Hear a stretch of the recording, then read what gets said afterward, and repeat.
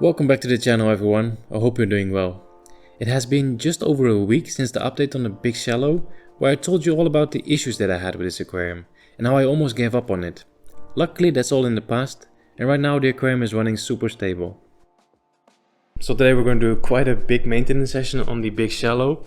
We're going to be trimming all the plants, and I really want to try to get rid of the black brush algae that's still on these two big rocks right here. So what happened is just over a month ago I was away from home for about 5 days, and during that time I had a problem with my CO2 regulator. Basically it was just not enough CO2 was being injected into the water, and it gave me a massive black brush algae outbreak. Kind of sucks, but I mean these things happen sometime. Luckily we've kind of overcome that now. All these small rocks that you see here, they were also covered in black brush algae, and I just flipped them around, so the side that was covered in algae is now on the bottom. And that was like 2-3 weeks ago now, and since then they haven't really gotten any new black brush algae, so that means that we're on the right track. But I have to say guys, I really love how the Big Shallow is developing right now. So just a week ago we've added the new fish, the 30 amber tetras, and they really brought the aquarium to life. Really like how they still stay nicely together as a group. Is it shoaling, schooling? I don't know.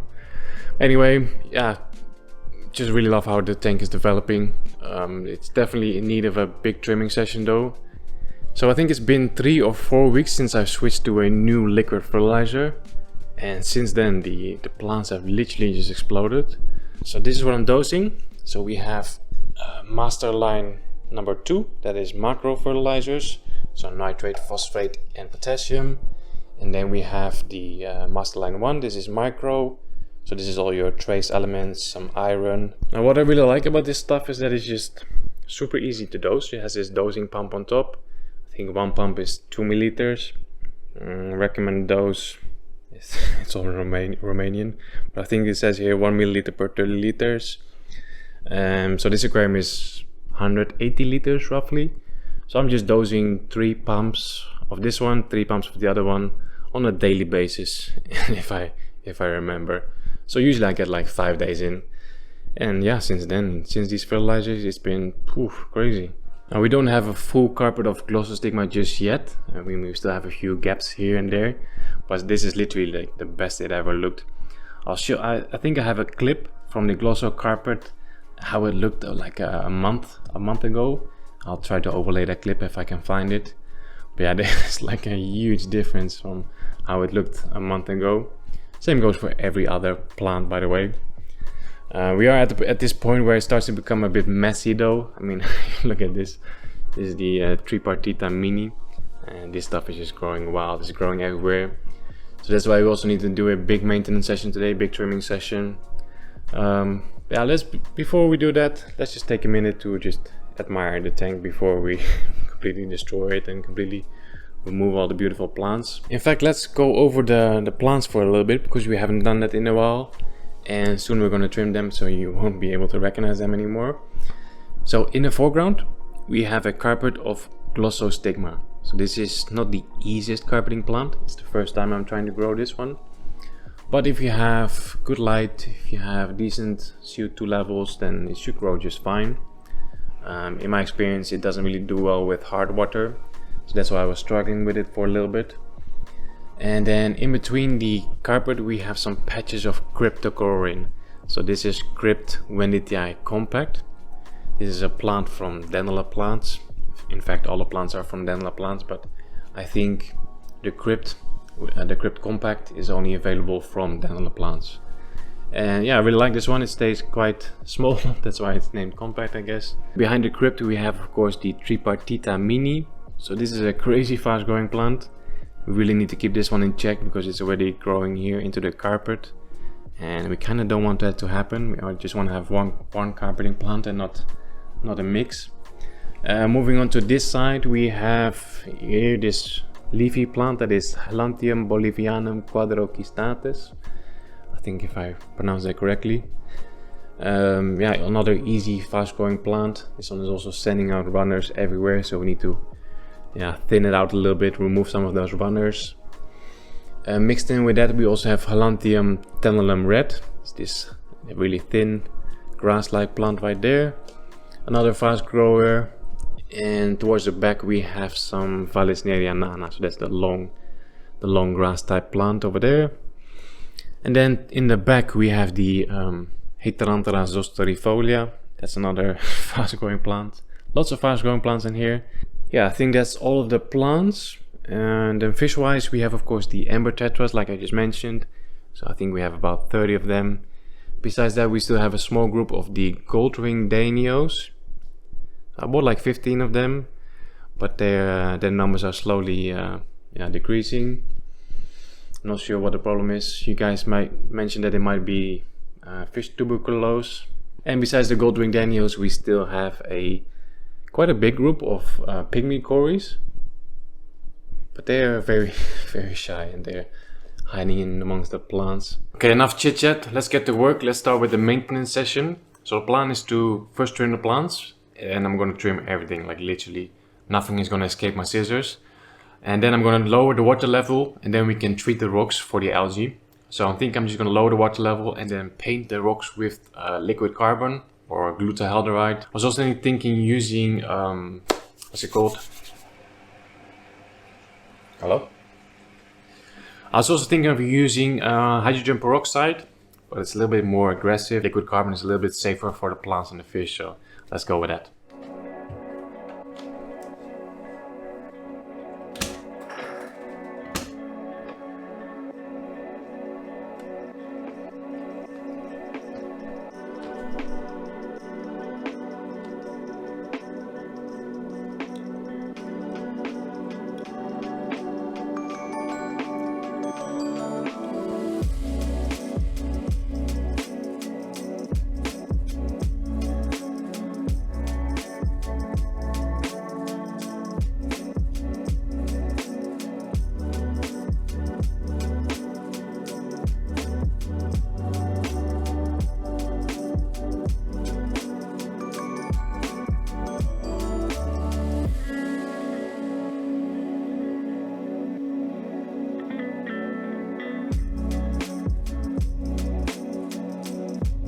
Say congratulations.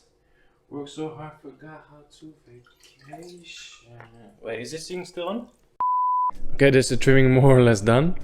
Quite extreme. We have a entire bucket full of plant trimmings here. Quite extreme, but it was very, very necessary. There was still a lot of algae leftovers in between the plants. So we managed to get rid of that right now. And yeah, now we can let it all grow back again. So of course it looks pretty terrible right now, but with the amount of fast growing plants that we have in here, this is gonna look good again in 2 weeks easily. So next step is to clean the glass a little bit. There's some brown algae on the back there. Just give the glass overall a good clean. Then we can drain the water. I'm gonna remove the inlet and the outlet, soak that in some bleach. Then we can start working on the rocks.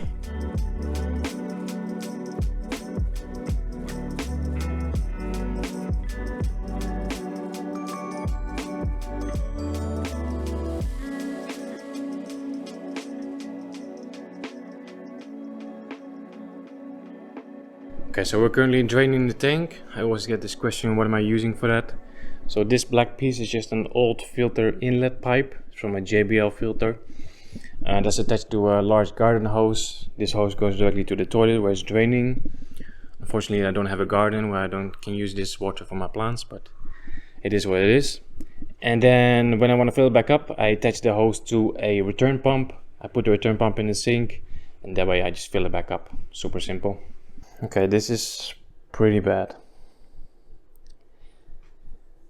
I kind of knew it was bad, but now that we've drained the tank, it's like, what? It's crazy, you know, it's like thick layer of just algae. So now I'm having some doubts.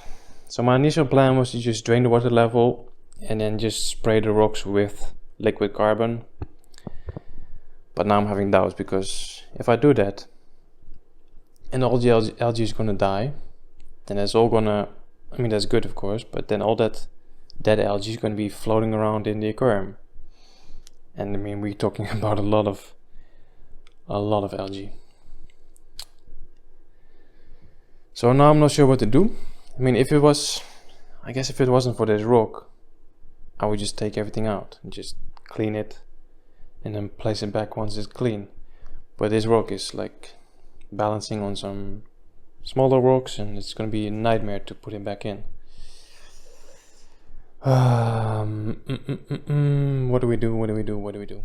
Let me take some time to think about it.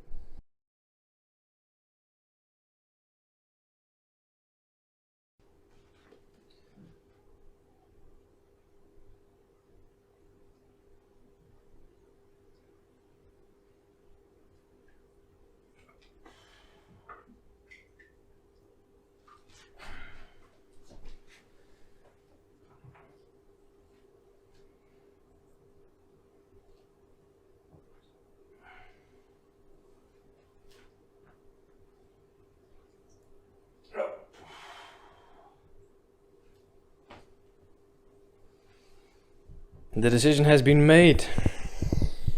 So that's a different big shallow. Yeah, I think this was the best option. I don't know. I don't think there was a better way to do it. I mean, with this situation, it just, yeah, don't really know what to say actually. Okay, so that was interesting. It's now the next day. Yesterday I just got sick of it. So I put the camera down. I was like, you know what, forget about it. But today we started with positive energy again, and I literally just spent 1 or 2 hours cleaning both rocks. I think I'm still a little bit red, but I'm really happy that I made the decision to take these rocks out, because cleaning those rocks was not easy, and yeah, I think it was just the right decision to take the rocks out. If we would have just sprayed them with some chemicals and just let it sit like that, first of all, it probably would have taken ages before all the algae would have been gone. And I think it was also the amount of chemicals that we would need to clean that much algae. I don't think it was safe to use that much for the fish and the shrimp. So yeah, I think we made the right decision. So the rocks are clean. Now we're going to try to put them back in the tank. But yeah, so it might be interesting to share how I clean the rocks. So yesterday I placed the rocks in my kitchen sink, filled it with very hot water and a lot of bleach. And I just let them soak in there for like 30 minutes or so. Then I placed them outside, and then I poured a lot of hot boiling water over the rocks. So we basically cooked the algae, and I think that that really helped to kill it basically. And then this morning, kudos to the love of my life, she found this really perfect metal brush. So I scraped all the algae off the rocks with this metal brush, and now they're nice and clean again.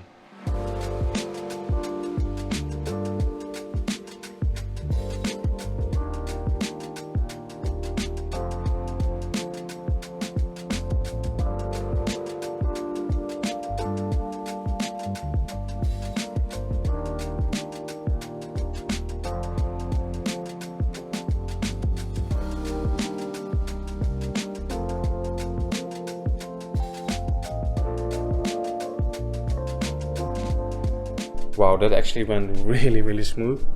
I did not expect that. I just put the rock back in its original position, and it just stood just fine.